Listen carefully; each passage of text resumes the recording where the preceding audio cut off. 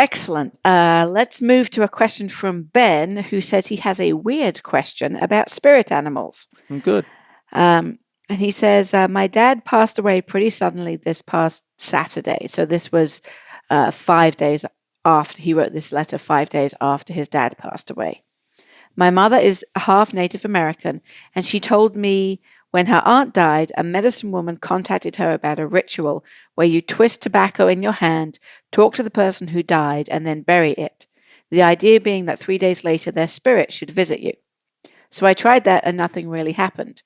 But I did notice 3 deer in the backyard on the third day, and I've never seen deer around here before.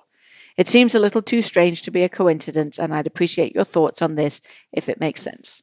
It does make sense. On my YouTube channel, there is a pretty comprehensive video on what power animals and spirit guides are that I put up as part of the marketing for a course that Angie Chek and I taught on power animals and spirit guides. I think you'll be blown away with the depth that I share and the explanations. But one of the reasons I'm bringing that up for you is that power animals are actually expressions of our psyche, and they are very woven into our genes, because within us we have the genes from the entire history of evolution. So we have a long, long history of intimate connection to relationships and codependency on animals in nature. And because most people are not afraid of animals, that's one of the reasons the psyche communicates to them through animal forms.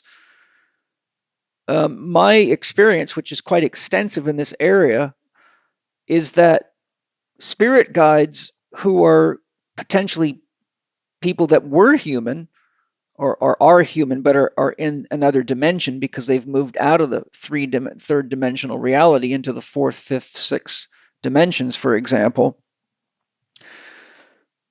Now, this could even be your own ancestors, can communicate with you, but often will not manifest in your dreams or in your visions or meditations as human beings, because many people have a much harder time with engaging a human being coming to them that way because of the social stigma against that, and the name that is given to those type of things is ghosts. So it puts people sort of up against their social conditioning. So many spirit guides that are coming to help you will come to you as an animal. Now, I can also tell you of an example. I have to ask Penny, can I tell them about what happened after your parents died? And I told you who was there. Penny's mother died first, right? Her father died of cancer, and then a year later, her mother died of cancer. A few years later. But she went through quite a crisis, as you can imagine. It's hard to lose your parents that quickly and that close together, especially when you love your parents. And I just had a sort of an intuition that I should check for her to let her know, if her parents were still nearby or what was going on. So without telling how I do that, because that's too much to get into, I basically connected to her parents' souls and asked my soul first where I could find them. Well, I ended up back at her parents' farm in France. And then what happened was I used my soul to call forth her parents, and the first thing that happened was a big owl appeared. And I spoke to the owl, and it said, I forgot Penny's mother's name, but she said, "It's me. I'm Penny's mother, and I want you to let her know that I'm fine." And there was a conversation, and then all of a sudden a fox appeared, and the fox came from outside of the property under the fence and approached me, and it was her father. So here's two cases where people that are on the other side actually appeared to me as animals because of their own preference to be that animal, to appear that way.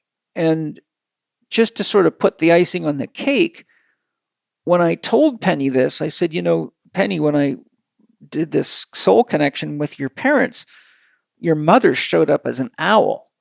And Penny kind of got big eyes and said, well, do you realize that the name of my parents' farm is Les Chouettes. Which means the owl. The owl. The owls. And her mother also was an artist that drew and painted a lot of birds.